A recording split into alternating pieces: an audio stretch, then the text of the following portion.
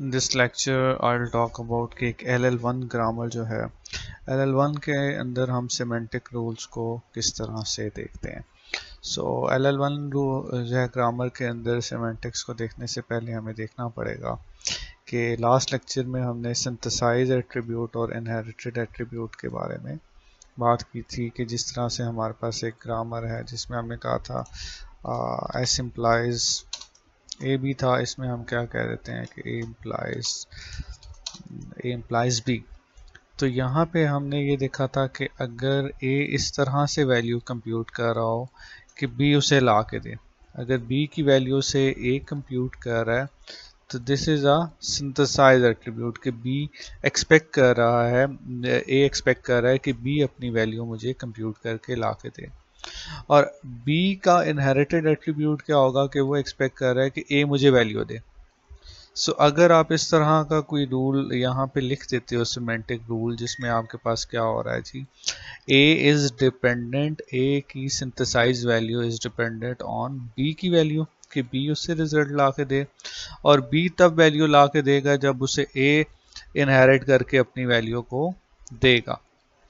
इस तरह के साइकिल को आपने अवॉइड करना है। It's basically a loop. इस तरह से नहीं करना कि आप दोनों वैल्यूज को एक दूसरे पे डिपेंडेंट कर लो and in the end you get nothing, दोनों एक दूसरे के वेट में हो। अब यहाँ पे ए इज वेटिंग कि बी मुझे रिजल्ट ला के दे, and B is here waiting कि ए की सिंथेसाइज वैल्यू जो है, जो ए कंप्यूट करेगा वैल्यू, वो इससे मिले और वो इसे आगे प्रोसेस करे। तो ये चीज़ एक माइंड में रखनी है। अब हम क्या करते हैं, हम सिमेंटिक रूल्स की तरफ जाते हैं। और सिमेंटिक रूल बनाने का सबसे पहला आपके पास मेथड ये है कि आप कोई इनपुट स्ट्रिंग लें। जैसे मैं यहाँ से कोई एक इनपुट स्ट्रिंग कंसिडर कर लेता हूँ। ये मल्टीप्लिकेशन की ग्रामर है, तो 3 मल्टीप्लाई बाय 5, तो I am considering this as a example. सबसे पहले मुझे क्या करना है, मुझे इसका पार्स ट्री बनाना है। Step 1 is to make a parse tree. Parse tree अब किस चीज़ का बनेगा, इनपुट स्ट्रिंग का पार्स ट्री बनेगा। तो टी इम्प्लाइज क्या आ जाएगा जी आपके पास, एफ टी डैश।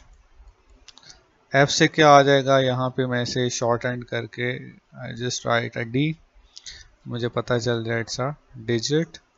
डी आ गया। टी डैश से हमारे पास क्या आ जाएगा जी, मल्टीप्लिकेशन एफ और टी डैश। तो multiplication sign F and T dash, और एफ से अगेन मुझे क्या मिल जाएगा जी, यहाँ से मुझे नंबर मिल जाएगा, और यहाँ पे मुझे कुछ और एक्सपेंशन की ज़रूरत नहीं है, तो आई से इट एज अ नल और एप्सिलॉन। तो ये मेरे पास एक ऐसा पार्स ट्री बन गया जी कि जिसे जब मैं पार्स करूँगा या ट्रांसलेट करूँगा सिमेंटिक्स एनालिसिस के कॉन्टेक्स्ट से, अगर मैं कहूँ तो जब मैं इसे top to bottom left to right parse करूँगा तो यहाँ से मुझे क्या मिलेगा, यहाँ से आई एम गेटिंग 3 वैल्यू, ये 3 पास होगी। फिर यहाँ से मुझे क्या मिलेगा, getting a multiplication sign and get a value 5। ठीक है जी। इस तरह से क्या होगा, मेरे पास ये एक पार्स ट्री तो बन गया। अगर मैं सिंटेक्स एनालिसिस की बात करूं तो उसका आउटपुट शायद यही हो कि जिसमें आपके पास क्या है, ये सिंटेक्स डिराइव हो जाए। लेकिन सिमेंटिक में हमने क्या कहा था कि we are concerned about the meaning, the context of this thing, और उस मीनिंग के लिए वी नीड सम रूल्स। तो हमारा objective is different in this scenario. तो अब हम अगर इस पार्स ट्री को वैसे इसका एनालिसिस करें तो हम देखेंगे कि ये कंप्यूटेशन किस तरह से हो रही है। अब ये कंप्यूटेशन आपके पास कैसे हो रही है जी, यहाँ से डी वैल्यू लाइक 3 यहाँ से हमने रीड किया, ये 3 वैल्यू ऊपर जानी चाहिए, फिर ये 3 वैल्यू आपके पास यहाँ पे आनी चाहिए ताकि वो इस वाली वैल्यू के साथ इक्वेट हो, एंड देन इनका रिजल्ट क्या होना चाहिए जी, यहाँ पे ऊपर जाके तो स्टोर होना चाहिए। तो बात कुछ यूँ है कि 3 वैल्यू जो सिंथेसाइज एट्रीब्यूट्स हैं, लाइक यहाँ पे हमने एक चीज़ माइंड में रखनी है कि S for synthesise, I is for inherited attributes. ये दो चीज़ें जी आपने माइंड में रखनी है, इनको बिल्कुल नहीं भूलना। ये हम थ्रू आउट दिस एग्जाम्पल जो है वो यूज़ करने वाले हैं। सो अब यहाँ पे अगर मैंने एस और आई यहाँ पे संभाल के रख लिया ताकि हम आगे यूज़ कर सकें। सो अब हम क्या करते हैं, अब हम रूल बनाने की कोशिश करते हैं।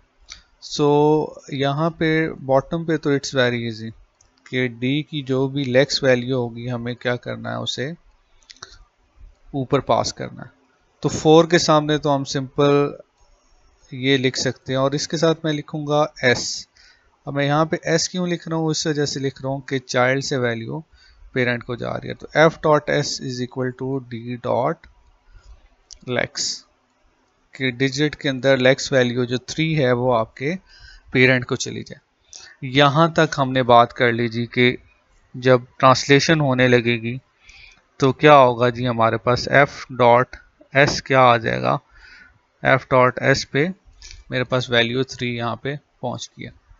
अब हमने ये देखना है कि ये 3 वैल्यू इस पोर्शन ऑफ द ट्री पे पड़ी हुई है, इस पोर्शन ऑफ द ट्री पे पड़ी हुई है, लेकिन जो सॉल्व होना है इसने सॉल्व इसने कहाँ पे होना है, on the right side of your portion. इसका क्या मतलब होगा कि हमें ये 3 की वैल्यू इनहेरिट करके यहाँ इस ट्री के पोर्शन में लानी पड़ेगी, तब आपके पास ये प्रोसेस, इसका रूल बन सकेगा। तो इसका मतलब ये है कि हमें क्या करना है, अब यहाँ पे आके कि f की वैल्यू को लेके जाना है right side of the tree. तो हमने क्या किया था, हमने L एट्रीब्यूटेड को देखा था कि अगर हम इसकी बात करें और L एट्रीब्यूटेड ग्रामर हो, मैं इसे L एट्रिब कह रहा हूँ, L एट्रीब्यूटेड ग्रामर हो, तो इस केस में आपके पास क्या होगा जी, आपके पास जो वैल्यू है वो t डैश जो है, t डैश क्या कर सकता है, अपने पास इनहेरिट कर सकता है वैल्यू फ्रॉम पेरेंट और अ लेफ्ट से सिबलिंग। तो ये f की synchronised value f dot S में से कह रहा हूँ, f डॉट एस क्या कर सकता है, इसे ले सकता है। इसका मतलब ट्रांसलेशन में जब हम टॉप पे पहुंचेंगे यहाँ पे, तो क्या होगा, इस टॉप पे पहुंचने के रिजल्ट में क्या होगा कि t के ऊपर इसकी इनहेरिटेड वैल्यू आ जाएगी। मैं यहाँ पे लिख देता हूँ कि t dash dot I N H, इसकी इनहेरिटेड वैल्यू क्या बन जाएगी जी, f डॉट इनहेरिटेड। इसका मतलब है कि 3 हम यहाँ पे ले आए। अब यहाँ पे एक चीज़ वही जैसे सबस्क्रिप्ट की बात है कि टी और टी डैश को हमने ये फ़र्क करना था कि पेरेंट की वैल्यू क्या है, चाइल्ड की क्या है, ताकि रूल बनने में आसानी हो। अब यहाँ पे अगर हम देखें तो क्या हम ये नहीं देख रहे कि यहाँ जब ये पार्सिंग लाइक बॉटम पे पहुंचेगी तो f से तो वैल्यू यहाँ पे 5 आ जाएगी, ये यहाँ पे d की लेक्स वैल्यू यहाँ से 5 आ गया, यहाँ पे चले गए। क्या मैं इसके पेरेंट की वैल्यू को और इसकी लेफ्ट वैल्यू को यूज़ करके तो ये आंसर यहाँ पे कंप्यूट नहीं कर सकता? वाई नॉट, मैं कर सकता हूँ। और अब इसमें क्या होगा, इसमें मुझे यहाँ पे एक रूल लिखना पड़ेगा, इस on on this side of tree मुझे क्या करना पड़ेगा, यहाँ पे मैं रूल लिख रहा हूँ जी T1 डैश, क्योंकि चाइल्ड पे कंप्यूट हो रहा है। और तब तक अच्छा, टॉप टू बॉटम अगर हम जा रहे हैं तो हम इनहेरिटेड एट्रीब्यूट्स को अपडेट करेंगे। जब हमने टॉप टू बॉटम जाना है तो इनहेरिटेड एट्रीब्यूट्स आपके पास अपडेट होंगे, और जब आप बॉटम टू अप आओगे तो इसका मतलब आपके सिंथेसाइज एट्रीब्यूट्स जो हैं वो अपडेट होंगे। तो यहाँ पे मैं क्या लिख सकता हूँ, T1 Dash, top to bottom जा रहा हूँ तो इनहेरिटेड एट्रीब्यूट को यूज़ करूँगा। T1 dash dot I N H is equal to क्या लिख सकता हूँ मैं, T1 dash dot I N H is equal to T dash dot I N H multiply by F dot synchronise. तो इसका मतलब है यहाँ पे मेरे पास जो इनहेरिटेड वैल्यू है वो क्या आ जाएगी, यहाँ पे गेट 15।